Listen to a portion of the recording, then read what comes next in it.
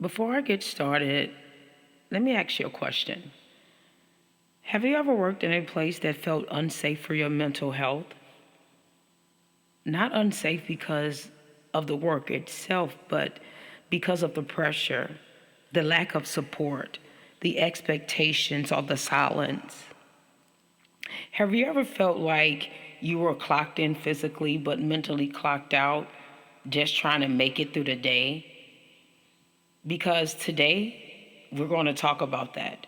We're going to talk about being expected to perform without the proper training. We're going to talk about leadership, accountability, ego, and burnt out. We're going to talk about the open door policy that doesn't feel open and work environments that drain more than they can give. So, with that being said, let's talk about work.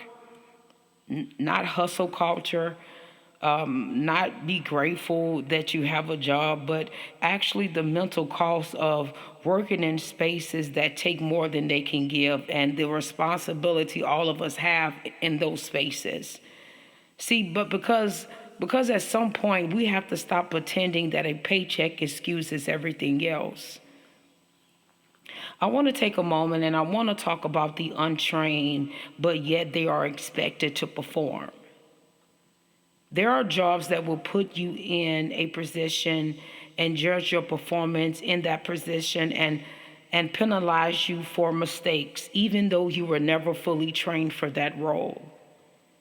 You were expected to perform like an expert, move like a veteran, and think like leadership, but with rushed training, unclear expectations, and no real guidance.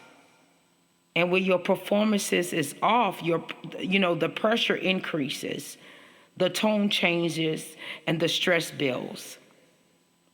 See, that is not a personal failure, that is a system failure. You cannot demand excellence where you did not provide preparation. Now, I want you guys to know and understand that mental health is a business responsibility.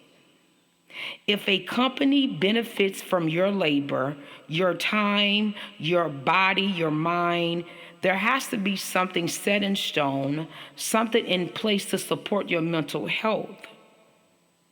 Because you're not just an employee, you are also an liability.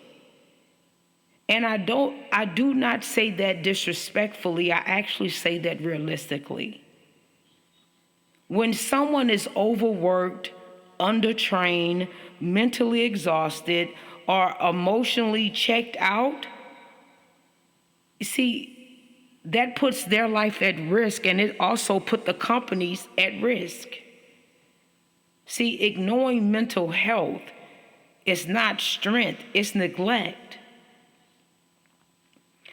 I want to take a moment and tell you my purpose, and my purpose for attacking mental health like it's a virus.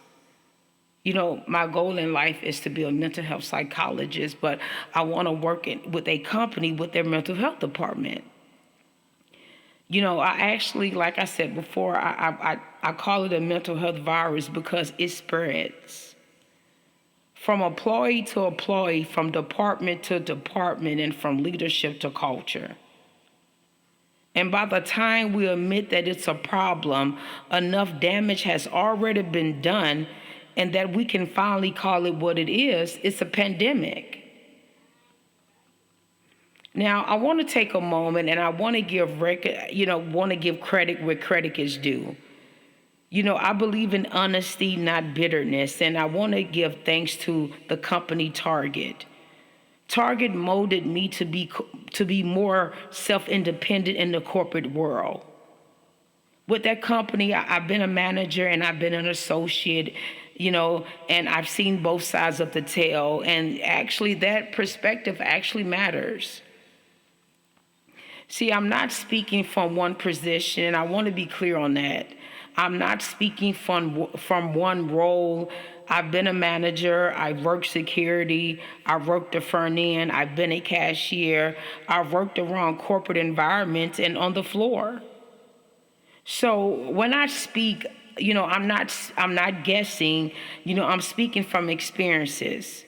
And the truth is, what leadership thinks is happening, and what's actually happening, it's not matching.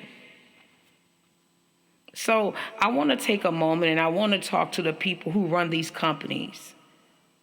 And I want to talk directly to the men and women who run these businesses. When I watch company commercials, I don't see real, I see branding. I see clout. I see things made to look good. See, I understand marketing and I understand presentation, but when the image, becomes more important than the people, something is broken in that system.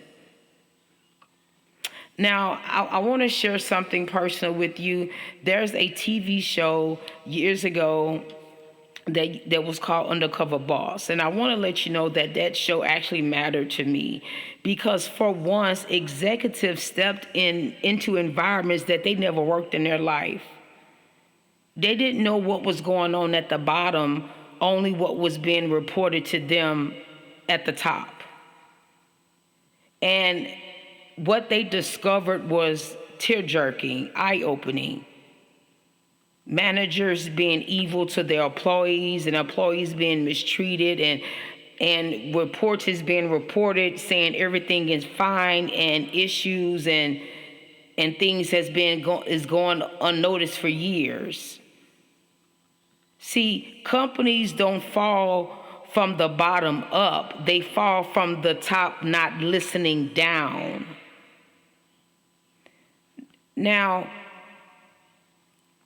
I want to tell you about a word, and that word is recognition. I want to tell you what it actually means, and I'm gonna say this is in my own words, and I want to clarify this. If a person give you 20 years of their life to your company, you should not hand them a bottle of alcohol and call that appreciation. You should give them something that changed their lives, their family lives, like a down payment on a home, help towards a car, tuition support. Something they can look back and say, I earned this. See, the difference isn't money alone, it's priority. Now, I want to take a moment and I want to talk about the lie of the open door policy. I want us to talk about the open door policy because in theory, it sounds so good. In practice, most companies do not honor it. See, open door does not mean having sensitive conversations where everyone can hear. It does not mean sharing private statements. It does not mean reporting what associate has trusted you with. See, once that trust is broken, people stop talking. They hold everything in until the survey time come. And then leadership is upset about the numbers, not because things are bad, but because the truth finally shows up. Now, before I go any further, I want to be clear. This is not a call out. This is not about judgment. This is not about criticism. This is not about one store, one company, one person. I'm speaking on patterns that I have seen across the industries. If something applies to you, take it as a reflection. Not evilness, not bad. Growth requires honesty. Now, I want to speak directly, and I wouldn't be me if I didn't address this. I want to speak directly to the team members and associates. I want to say this, and it has to be said, man. Some of you guys are so disrespectful, not in words, but in action. You fake work, you don't communicate, you shut down. I know because I am now an associate. I have lived the manager life and, I got burnt out. Now, I haven't always been perfect, but most of my work ethics has been facts. When I wasn't my best, my managers knew what was going on with me. I slowed down, but I didn't stay there. I believe integrity matters. Now, I want you guys to understand that accountability is also mental health. Mental health is not an excuse to stop trying. It's a reason to communicate. It's a reason to ask for help. It's a reason to grow. You cannot say you deserve more money when refusing to match the effort. That is not growth, bro. That is entitlement. Somebody is always watching. Now, if you know me, because I always say having a job is a privilege. Having a job in the world today is a privilege. It's a blessing. Companies can replace people with robots right now. But see, they don't because they understand that human connection still matters. Human effort matters. So what I'm saying is that you have to do better. When you do better, you see things in a clear way. You grow faster. Doors starts to open up that you never thought that would open up before. So do better. Now, I want to take a moment and I want to talk about the unsafe, environments. And I want to, let you know that affects your mental health as well. Mental health cannot exist without a physical safety. Rodents, roaches, unsafe equipment, neglect. If a company wants people to shop there, work there, and stay there, the environment has to be safe. Experiences matter. Now, I want to be clear. I'm not telling anyone to quit their job overnight. But if a company offers no mental health support, trust me, my sisters, my brother, you have the right to move around and look for a company that does. That is not disloyalty. That is self-protection. Now, I want to take a moment and I want to talk about the word ego. I call it a career killer. Ego will ruin your career. Ego will ruin what you have planned for your family. I want you to understand your ego is only as big as your team allows it to be. You are nothing if your team is not performing. Leadership is not ego. Leadership is accountability. See, I want you to understand that ego creates fear. Fear creates silence. Silence creates burnt out, and burnt out destroys performances. Now, I want to take a moment and I want you to understand that you have to be able to account for your abilities. You have to be able, you have to have accountability for your abilities. You have to be able to account for yourself. To be honest about what you know, to be honest about what you don't know, to be honest about whether you're equipped for the position that you're in.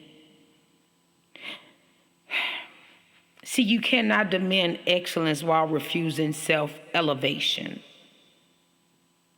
That is not leadership, bro. That is ego.